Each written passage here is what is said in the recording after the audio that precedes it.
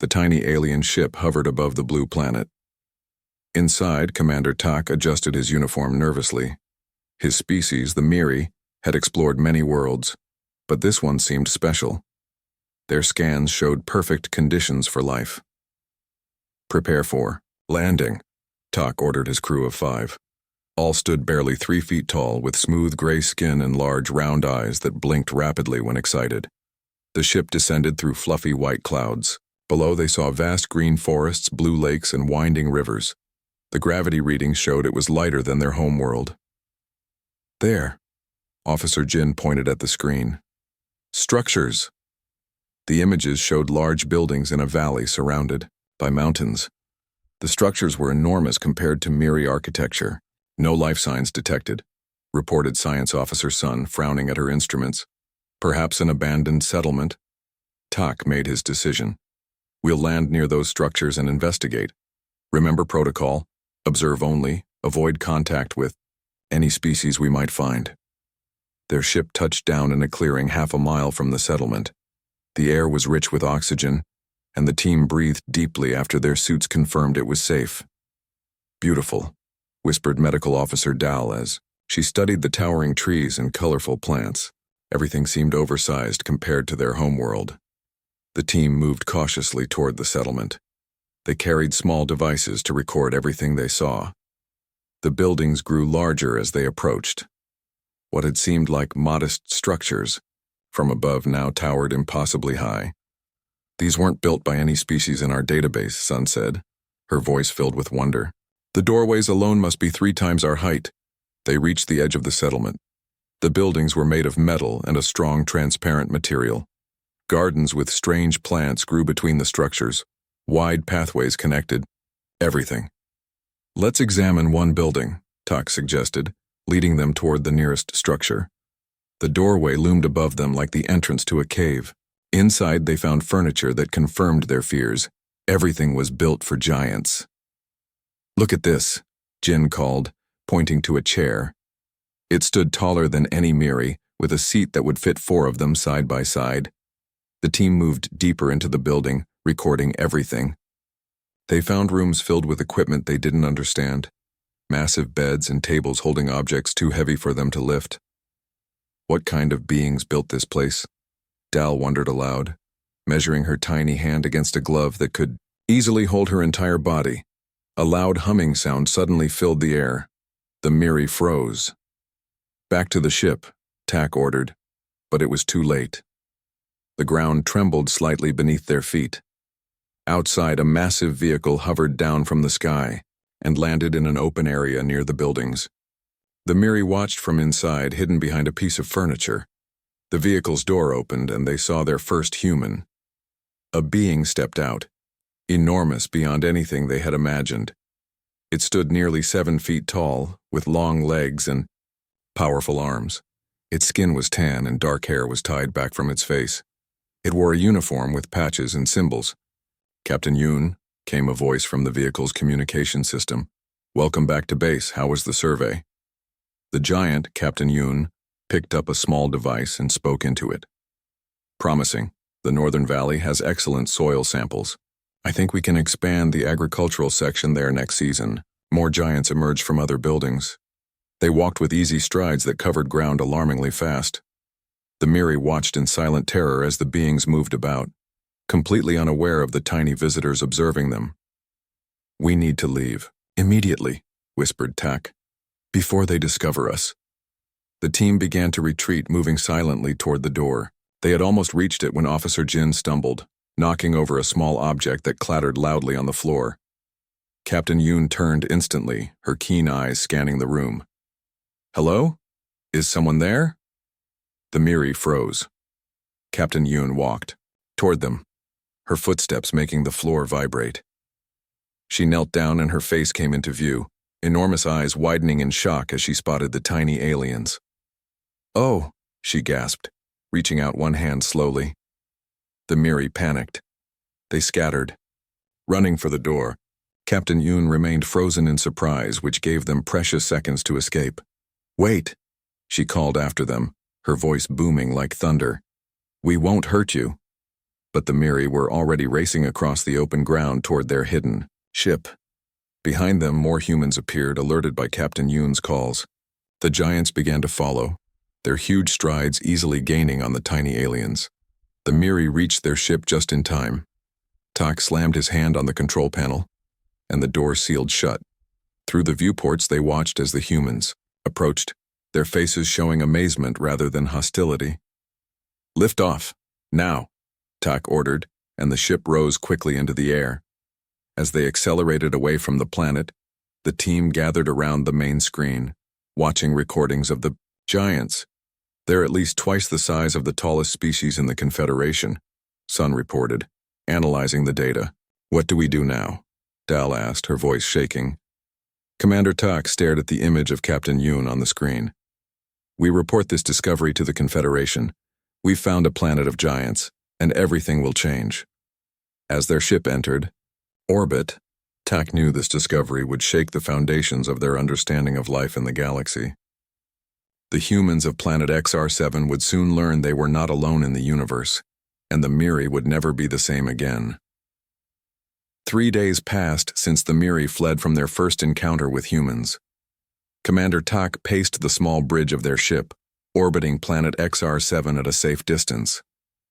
"The Confederation Council demands more information," Officer Jin said, looking up from the communication screen. "They want to know if these giants pose a threat." Tak stopped pacing. "We must follow protocol. That means attempting communication." His crew exchanged nervous glances. The memory of those towering humans made them all uncomfortable. "I'll lead the contact team myself," Tak decided. "Sun and Dal will accompany me. We'll bring peace offerings and translation devices." The Miri prepared carefully, selecting small crystals from their home world as gifts. These gems were highly valued across the galaxy for their beauty and rarity. Their ship descended once more, this time landing openly in a clear area near the human settlement.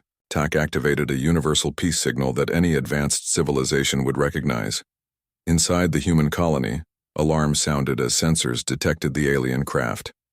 Captain Yoon rushed to the command center where Dr. Han was already studying the incoming signal. "It's a standard peaceful contact protocol," Dr. Han explained, his eyes wide with excitement.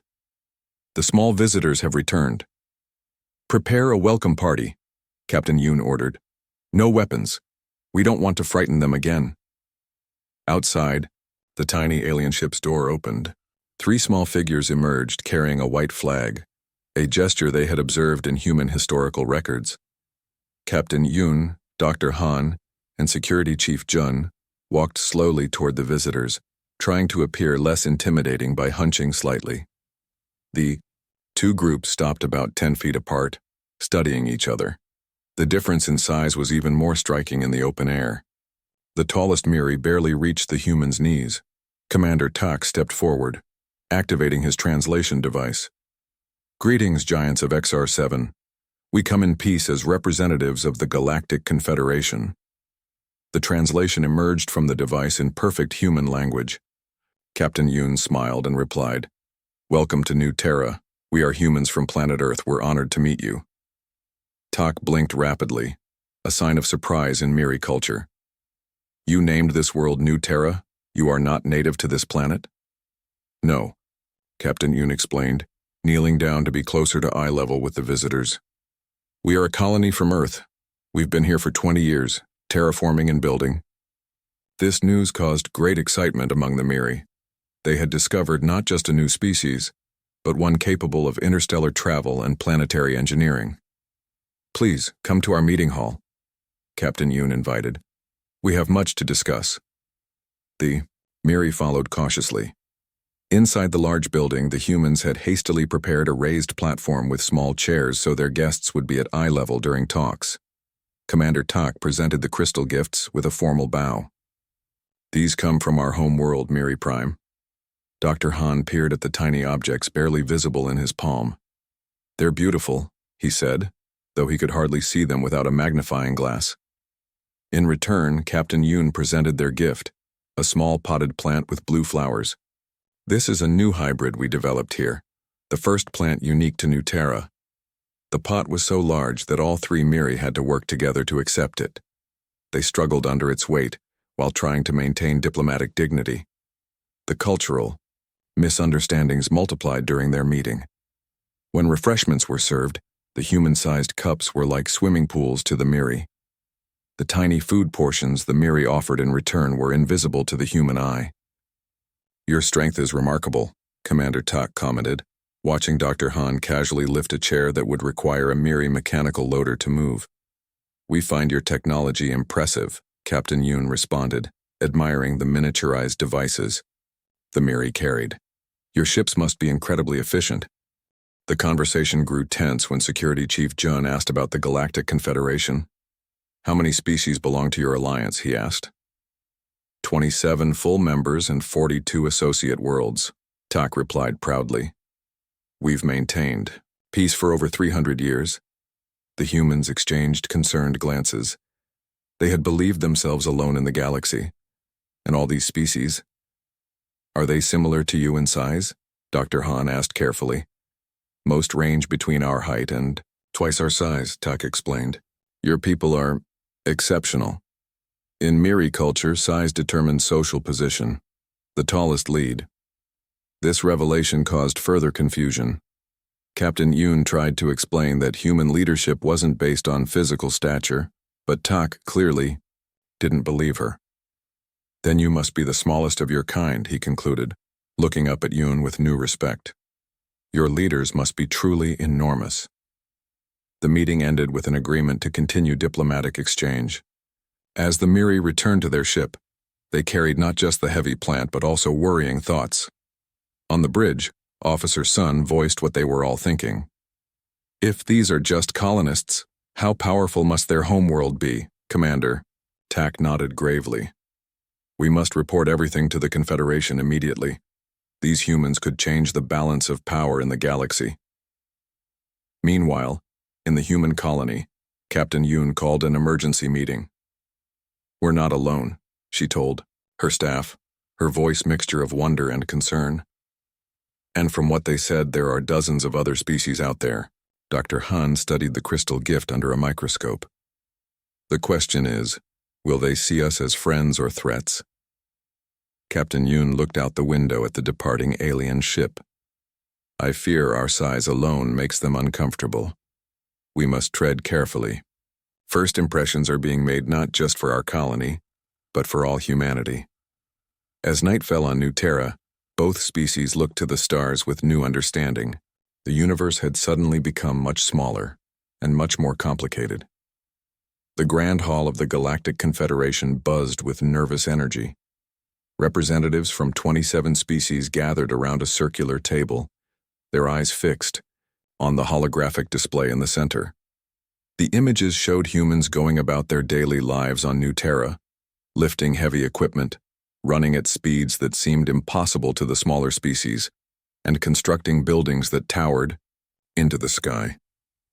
"These recordings are deeply troubling," announced Admiral Duel, a red-skinned being from the warrior planet Kos. He stood only 4 feet tall but commanded respect through his military achievements. "These humans represent a clear physical threat to our peaceful galaxy." Commander Tak sat quietly, watching the reactions around the table. He had spent the past week on New Terra, observing the humans up close. What he had seen challenged his initial fear. "The size and strength of these beings is concerning," agreed Representative Maul of the Science Council. "Our initial measurements suggest the average human could overpower 5 Kos warriors without difficulty." Murmurs spread through the hall. Several representatives shifted uncomfortably in their seats. "We must act quickly," Admiral Dull continued, his voice rising. "I propose we establish a containment zone around their planet and colony world. No human vessels should be permitted to leave their solar systems until we determine their intentions."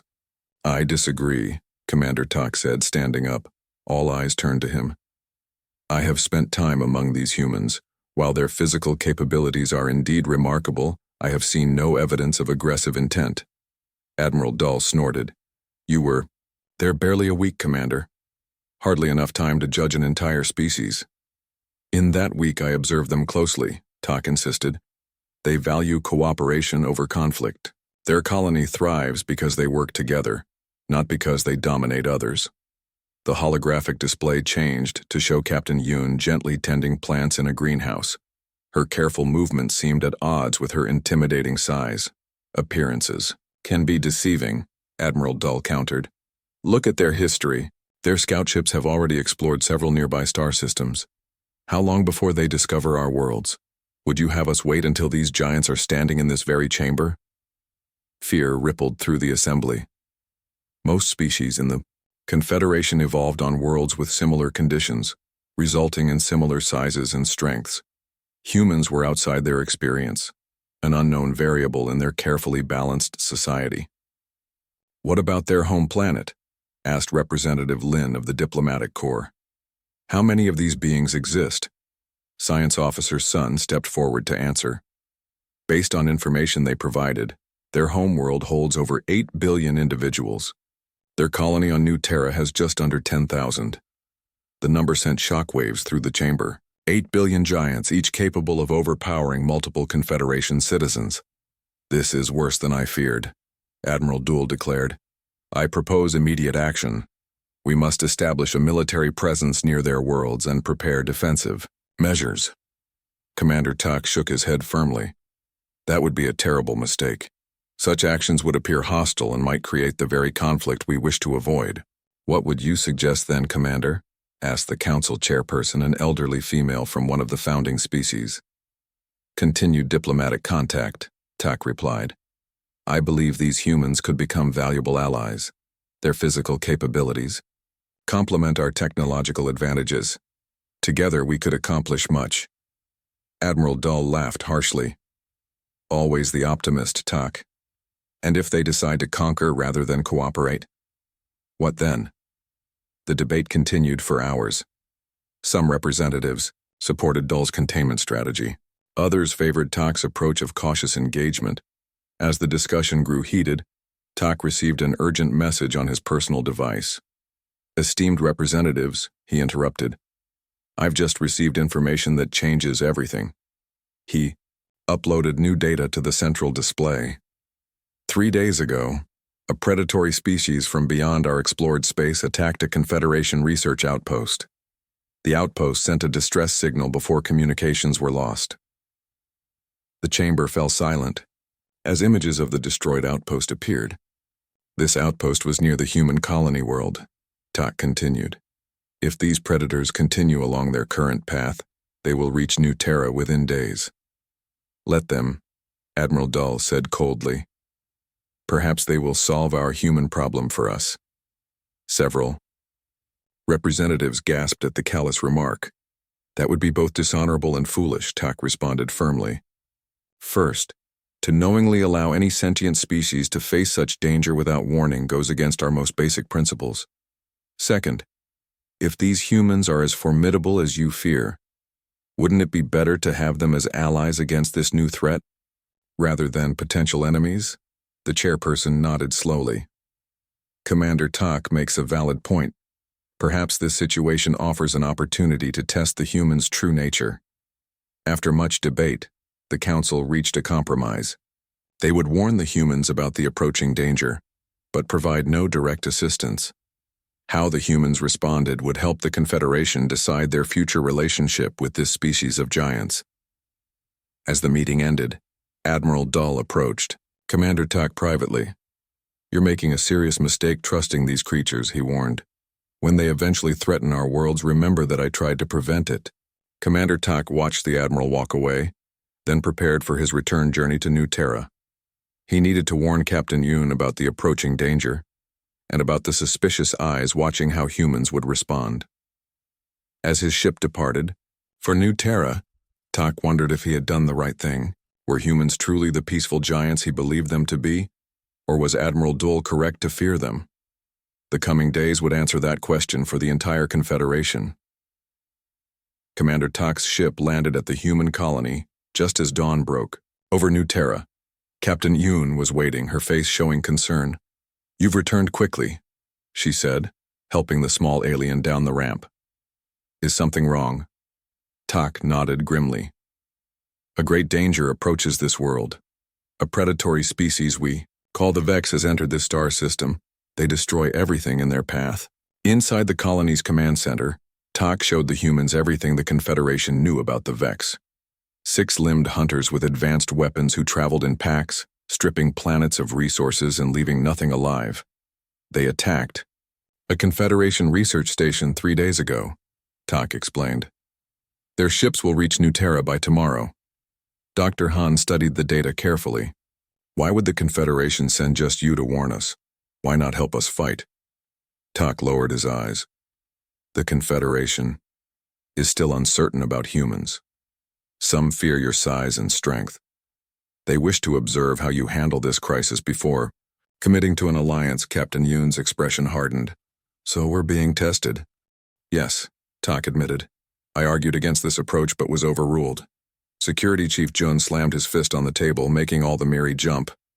They'll let us die while they watch? Not all think this way, Tak assured them. But many fear what they do not understand. Your physical capabilities are unlike anything in our experience. Captain Yoon stood straight, towering over the aliens. Then we'll show them what humans can do. Chief Jun, prepare evacuation shelters in the mountain caves. Dr. Han, gather all research data and medical supplies. We have work to do. The colony transformed overnight. Humans worked tirelessly, moving equipment and supplies to protected locations. They built defensive positions and prepared weapons. Commander Tak watched in amazement at their speed and efficiency. Your people accomplish in hours what would take mine days, he remarked to Captain Yoon as she helped lift a heavy generator into place. We're good at facing challenges, she replied with a grim smile. It's part of our history. The next morning, sensors detected multiple ships entering orbit. The Vex had arrived earlier than expected. 3 ships descended toward the colony while others spread across the planet. They're landing in a circle around us, Chief Jun reported. Classic hunting. Formation. Captain Yoon turned to Commander Tak. Is your ship armed? Minimally, he admitted. Not enough to make a difference. Then get your crew to safety in the mountain shelters, she ordered. This isn't your fight. Tak hesitated. The Confederation sent me to observe. I should stay. Captain? Nodded, respecting his courage. Stay close to me then. The first Vex attack came at noon. They emerged from the forests around the colony, tall insect-like creatures moving with frightening speed. Their bodies were covered in natural armor, and they carried advanced energy weapons. The human defenders held their positions, firing with precision. The Vex seemed surprised by the resistance, having expected an easy conquest. They retreated to regroup. They didn't expect us to be ready, Chief Jun noted. We've bought some time. But the respite was brief. The second attack was larger and better coordinated. The Vex pushed through the outer defenses, forcing the humans to fall back. Commander Tak stayed with Captain Yoon, transmitting everything to the Confederation. He watched as she directed the defense, her voice calm despite the chaos around them. Then, disaster struck. A massive tremor shook the ground, knocking everyone off their feet. It wasn't a weapon. It was the planet itself. Earthquake, Dr. Han shouted over the emergency channel. The Vex ships must have disrupted the tectonic stability when they landed. The tremors grew stronger. Buildings cracked and collapsed. Deep fissures opened in the earth, and in the distance, a volcano that had been dormant burst into life, spewing ash and lava into the sky. The Vex were caught unprepared. Several were swallowed by the opening ground. Others found themselves cut off as buildings collapsed around them. They screeched in confusion, their attack formation broken. Captain Yoon seized the opportunity. New plan. Team 1, secure the path. To the mountain shelters. Team 2 with me. We need to check for survivors in the collapsed east sector. Commander Tak watched in awe as the humans adapted instantly to the new threat. They moved through the shaking landscape with surprising agility, helping each other over obstacles and pulling the injured to safety. Your ship! Captain Yoon suddenly called to Tak. It's in the path of that lava flow. She was right. The molten rock was moving toward the landing area, where 3 Miri crew members were trying desperately to prepare their ship for emergency departure. Without hesitation, Captain Yun changed direction. Jun, continue to the shelters. I'm going to help Tak's crew. Commander Tak followed her, his short legs struggling to keep pace. When they reached the ship, the situation looked hopeless. The lava was just 50 meters away and moving quickly. The ship's engines were damaged from falling debris. Get your crew out, Captain Yoon ordered, assessing the situation in seconds. I'll try to divert the flow. Using a piece of collapsed wall as a shovel, she began digging a channel to redirect the lava. The heat was intense, but she worked without stopping, her larger size and strength allowing her to move material that the Miri couldn't budge. Other humans arrived to help, bringing machinery to speed the work. They created a diversion channel, just as the lava reached them, successfully protecting the ship. As night fell, humans and Miri alike sheltered in the mountain caves. The Vex had retreated in disarray, confused by the natural disaster and the unexpected resistance. In the largest cave, Captain Yoon found Commander Tak transmitting the day's events to the Confederation. Tell your leaders, she said quietly, that if they decide to help, we'll welcome them as friends. If not, we'll still survive. That's what humans do. Tak looked up at her, his perspective forever changed. After what I've seen today, I believe you will. 2 weeks after the earthquake and Vex attack, New Terra was beginning to recover. The volcano had gone quiet again and the tremors had stopped. The combined efforts of humans and Miri had driven the remaining Vex from the planet. Commander Tak stood at the viewport of a massive ship that had arrived 3 days earlier. It was the Confederation flagship, carrying representatives from the council who had come to see the human colony firsthand. Below, the rebuilt landing area bustled with activity as humans and various alien species worked together. Remarkable, said Chairperson Kai of the Confederation Council, standing beside Tak. She was taller than most Miri, but still only reached the waist of the average human. Just look at how quickly they've rebuilt. Humans are nothing if not resilient, Tak replied, feeling a sense of pride in his new friends. Admiral Dull entered the observation room, his red face showing clear disapproval. They're efficient, I'll grant you that. But efficiency does not equal trustworthiness. The chairperson turned to him. You've seen the same reports we all have, Admiral. Without the humans, your research station in this sector would have been destroyed when the Vex returned. Captain Yoon led the defense herself. A calculated move to gain our trust, Dull insisted. Tak shook his head. You weren't there, Admiral. I was. I saw humans risk their lives to save my crew when they could have easily focused on saving themselves. The debate was interrupted when Captain Yoon entered the room. Even after weeks of contact, many Confederation representatives still found themselves staring at her impressive height. She had to duck slightly to enter the doorway designed for the smaller species. Chairperson Kai, she greeted with a respectful nod. The tour of our agricultural facilities is ready whenever you are. Excellent, the chairperson replied. I'm particularly interested in seeing how your people have adapted earth plants to this world's conditions. As they walked through the colony, followed by the Confederation delegation, Captain Yoon explained the challenges they had faced in the early years. The humans had modified both themselves and their environment to survive on New Terra. The slightly lower gravity here has allowed us to grow taller and stronger than Earth humans, she explained. But it also means we had to adapt our building, techniques, and equipment. Admiral Dull studied the massive tools designed for human hands. And your weapons? Have you adapted those as well? Captain Yoon smiled thinly at the implied accusation. We brought minimal weapons, Admiral. We came here to build, not to fight. The tour continued to the medical center where Dr. Han was working with Miri scientists. Together, they had made an important discovery, a treatment for a common Confederation illness using compounds from New Terra's plants. The human approach to medicine is fascinating, explained a Miri doctor to Chairperson Kai. They think about problems differently than we do. Their size gives them a different perspective, the chairperson observed wisely. That evening, a formal dinner was held to celebrate the new partnership. Special tables had been constructed so that beings of various sizes could dine comfortably, together. Human engineers had worked night and day to create appropriate seating and utensils for their guests. During the meal, Admiral Dull raised his small cup. "I propose a toast," he announced, surprising everyone with his suddenly friendly tone. "To new allies and new understandings." Captain Yoon raised her eyebrows but lifted her cup as well. After dinner, Admiral Dull pulled her aside. "I owe you an apology, Captain. I was wrong about humans." "What changed your mind?" she asked directly. "Watching your people today," he admitted. "You've built a colony that works with this world, not against it. And despite your physical advantages, you've shown no interest in domination." Yoon smiled.